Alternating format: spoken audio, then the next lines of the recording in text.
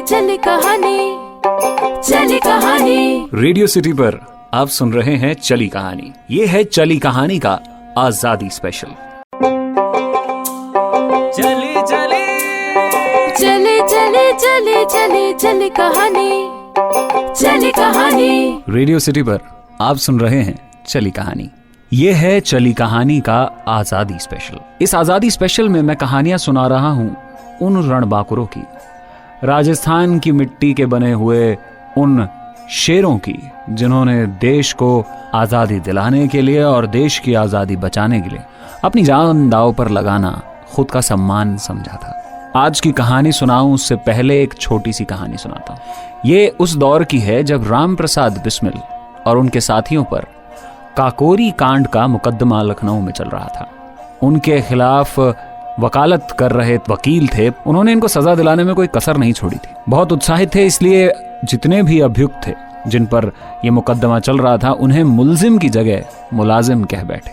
तभी राम प्रसाद अंदर का शायर जाग उठा और बोला, मुलाजिम हमको मत कहिए, बड़ा अफसोस होता है, अदालत की अदब से हम यहाँ तशरीफ लाए हैं, पलट देते हैं हम मौजे हवादिस अपनी जरूरत से, कि हमने आंधियों में भी चिराग अक्सर जलाए हैं। जब अंग्रेजों के जुल्म की आंधी चल रही थी तब कुछ ऐसे क्रांतिकारी थे जो चिराग जलाए हुए थे, उम्मीदों के चिराग। ऐसा ही एक चिराग जलाया था राजस्थान के बिजौलिया में एक क्रांतिकारी ने, जिनका नाम है विजय सिंह पथिक। आज मैं उनकी कहानी लेकर आया हूं। देश की आजादी के संघर्ष को जन जन तक पहुंचाकर इसे जन आंदोलन में बदलने में सबसे महत्वपूर्ण भूमिका समाचार पत्रों और पत्रिकाओं के कंधों पर थी। ये समाचार पत्रों के संपादक, प्रकाशक, ये लोग भी भारतीय स्वतंत्रता के वीर सेनानी थे जिन्होंने हर संभव कोशिश करके देश की आजादी की मशाल को जलाए रखा। भारतीय पत्रकारिता की इस क्रांतिकारी कड़ी में एक महत्वपूर्ण पत्रकार और स्वतंत्रता सेनानी थे। इस पत्रकार का नाम था विजय सिंह पथिक।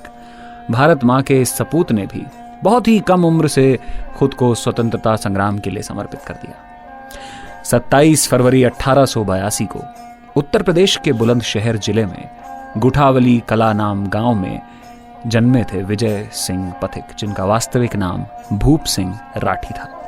उनके पिता का नाम चौधरी हमीर सिंह राठी था और मां श्रीमती कमल देवी। बचपन से ही पथिक पर अपने दादा दीवान इंद्र सिंह राठी की देशभक्ति का काफी प्रभाव था, जिन्होंने साल 1857 की स्वाधीनता संग्राम में शहादत प्राप्त की थी। पथिक की प्रारंभिक शिक्षा पालगढ़ के प्राइमरी स्कूल में हुई। प्रारंभिक शिक्षा के बाद वो अपनी बड़ी बहन के पास इंदौर चले गए। इसके बाद उन्होंने पढ़ाई तो नहीं की, पर हिंदी, अंग्रेजी, बांग्ला, राजस्थानी, मराठी, उर्दू जैसी भाषाओं पर अच्छी पकड़ रखी। इंदौर में रहते हुए उनका संपर्क प्रसिद्ध क्रांतिकारी शचीन्द्र सान्याल से हुआ। सान्याल को उनकी क्रांतिकारी सोच को पहचानने में देर नहीं लगी और जल्द ही वो शचीन्द्र सान्याल के क्रांतिकारी संगठन में शामिल हो गए। सान्याल ने ही उनका परिचय रासबिहारी बोस से करवाया था, जिनकी गढ़ी गई अभिनव भारत समिति उन दिनों देश में सशस्त्र क्रांति यानी जो हथियारों के साथ क्रांति कर रहे थे उसकी योजना में थी। बोस की इस योजना में विजय सिंह ने पूरा साथ दिया, पर इस अभियान का भेद अंग्रेजों के सामने खुल गया और सभी क्रांतिकारियों को अपनी गतिविधियां रोकनी पड़ी। इसी दौरान साल 1915 के लाहौर असेंबली बम कांड के बाद ब्रिटिश पुलिस के सामने भूप सिंह का नाम उजागर हो गया। ऐसे में उन्होंने अपनी पहचान छिपाने के लिए अपना नाम भूप सिंह से बदलकर विजय सिंह पथिक रख लिया, ताकि अंग्रेजी सरकार को धोखा दे सके। उन्होंने अपने नाम के साथ साथ अपनी वेशभूषा को भी बदला और राजस्थान में मेवाड़ियों की तरह रहने लगे। यहाँ पर उन्होंने वीर भारत सभा नाम के एक गुप्त संगठन की स्थापना में अपना योगदान दिया। विजय सिंह पथिक आ गए थे राजस्थान में।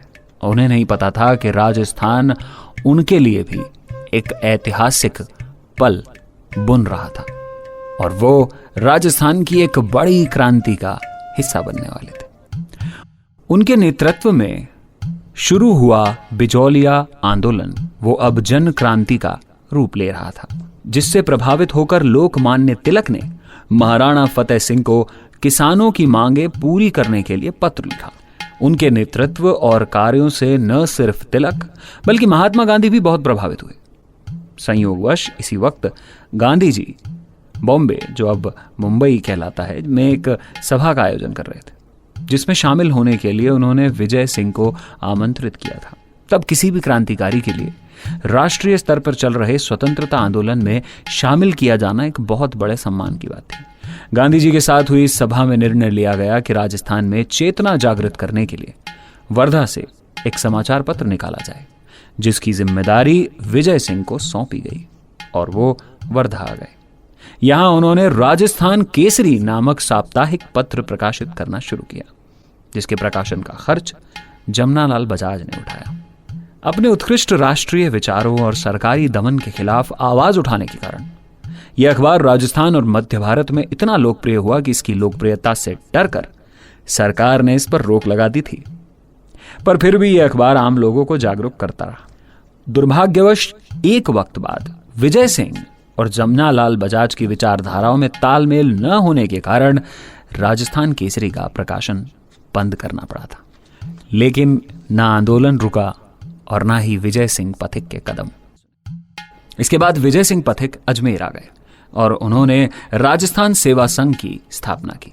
राजस्थान में उन्होंने विधवा विवाह करने के लिए जागृति फैलाई और स्वयं भी एक विधवा से विवाह करके मिसाल पेश की थी।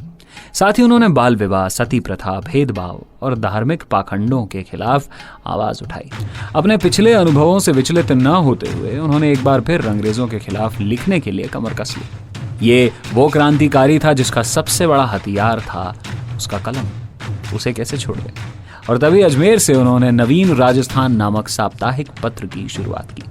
नवीन राजस्थान से किसान आंदोलनों को इतना बल मिला कि सरकार के लिए इन आंदोलनों को दबा पाना मुश्किल हो गया। अंत में हार कर मेवाड़ में नवीन राजस्थान पर भी सरकार द्वारा रोक लगा दी गई। सरकार ने अपने राजकीय राजपत्र में घोषणा की कि इस अखबार को पढ़ना, रखना अथवा उसकी पूर्ण या आंशिक सामग्री को प्रचारित या प्रसारित करना अपराध माना जाएगा। अखबार पढ़ना भी अपराध की श्रेणी में आ गया था और उसका कारण थे विजय सिंह पथिक, क्योंकि वो कागज पर क्रांति का जज्बा लिखते थे और पढ़ने वाले के मन में आजादी की आग जलाते थे। सरकार की इस घोषणा के बाद नवीन राजस्थान का प्रकाशन बंद कर दिया गया, पर विजय सिंह पथिक कहाँ रुकने वाले थे। उन्होंने इस अखबार को तरुण राजस्थान के नाम से एक बार फिर शुरू कर दिया। इस अखबार से मुकुट बिहारी वर्मा, रामनाथ गुप्त जैसे पत्रकार जुड़े, जो बाद में नामवर संपादक बने। उनका ये अखबार भी किसानों का हितैषी था। इस अखबार में वो राष्ट्रीय पथिक के नाम से अपने विचार व्यक्त करते थे और इसीलिए आज भी लोग उन्हें राष्ट्रीय पथिक के नाम से जानते हैं। ये राष्ट्रीय पथिक की जो उपाधि थी, इसके लिए कहा जाता है कि स्वयं गांधी जी ने जब पहली बार विजय सिंह पथिक से मिले थे, तब 1918 में उन्हें राष्ट्रीय पथिक की यह उपाधि दी थी। सन 1921 के आते आते पथिक जी ने राजस्थान सेवा संघ के माध्यम से बेगू, पारसौली, भिंडर, बासी और उदयपुर में शक्तिशाली आंदोलन अपने पुरजोर तरीके से किए। बिजौलिया आंदोलन अन्य क्षेत्र के किसानों के लिए प्रेरणा स्रोत बन रहा था।